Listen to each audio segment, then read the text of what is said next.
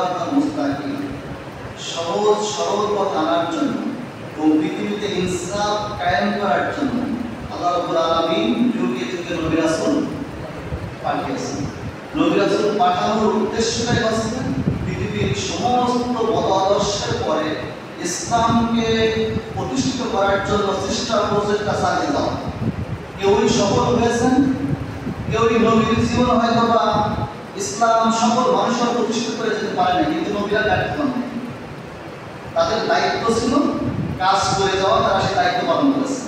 আমাদেরও সেই দায়িত্ব কাজ করে যাওয়া, সফলতা দেওয়া না দেওয়া দায়িত্ব আল্লাহ। কোন জায়গায় সফলতা হবে, এই সফলতা মানিয়ে যারা অতীতে ব্যর্থতা বা কেউ আমাদের দৃষ্টিতে মনে হবে তারা মারা গেছে, হারিয়ে গেছে, গুম হয়ে গেছে, মনে তারা ব্যর্থ হয়েছে না, তারা ব্যর্থ হন। ইসলামী আন্দোলনের ব্যর্থতা বলতে কোনো কিছুই নেই।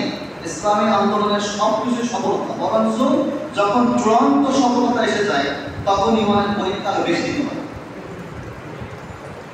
যখন আপনার সব জায়গায় বিজয় হয়ে যাবেন, একবার বাজার থেকে শুরু করে, প্রতিষ্ঠান থেকে শুরু করে, ওয়ার্ডের মেম্বার থেকে শুরু করে, জাতীয় সংসদ সব জায়গায় যখন আপনি বিজয়ী হবেন, তখন এই সমাজে ইনসাফ কায়েম করা আপনার জন্য বড় ধরনের চ্যালেঞ্জের কাজটা আপনি দাঁড়াবেন। তখন বরঞ্চ আমাকে আল্লাহর কাছে আরো বেশি যত্ন করতে হবে। কিন্তু এখন যেহেতু আমার সেই ক্ষমতা নেই, আমার চেষ্টা যতটুকু আছে ততটুকু যদি করে যায়, আল্লাহর কাছে হয়তো আমি ছাড় পেয়ে যেতে পারি, নাজাত পেয়ে যেতে পারি। কিন্তু সেই চেষ্টা প্রচেষ্টা করার দায়িত্ব দিয়ে আল্লাহ আমাদেরকে দুনিয়ায় যুগে যুগে নবী রাসূল পাঠিয়েছেন। নবী রাসূলের সিলসিলা বন্ধ, কিয়ামত পর্যন্ত আর নবী রাসূল আসবেন না, এবং নবী রাসূলের দেখার দায়িত্বটাই পালন করতে হবে আমাদের।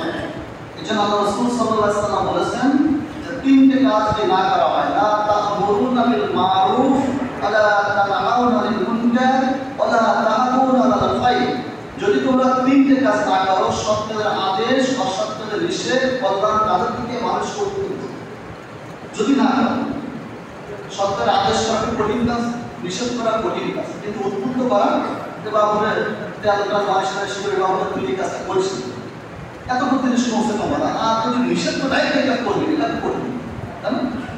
কিন্তু কোনো মতো দায়িত্ব পালন করার জন্য পৌঁছে কম যদি উদ্বুদ্ধ না করি, তাহলে আল্লাহ রাসূল বলেছেন তোমাদের মধ্যে দুই ধরনের গজব আসবে।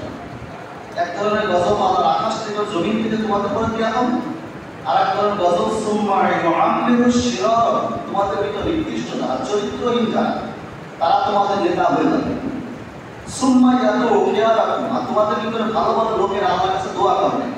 আল্লাহ রাসূল বলেছেন ফালা ইয়াস্তাজাবা লাহুম, তোমাদের কোনো দোয়া আল্লাহ তাআলা